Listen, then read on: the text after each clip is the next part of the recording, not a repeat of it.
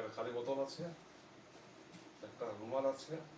এই রুমালটা পেপার চঙার ভিতরে দিব, আর দিয়ে জাদু মন্ত্রটা রেখা চলে আসবে। এবার একটা পেপার চঙা হচ্ছি।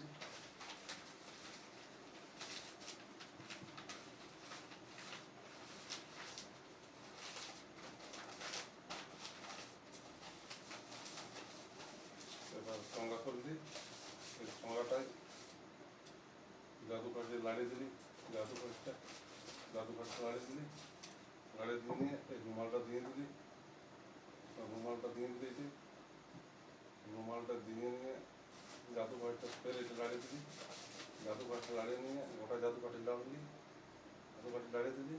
এবারে রুমালটা একা চলে আসবে।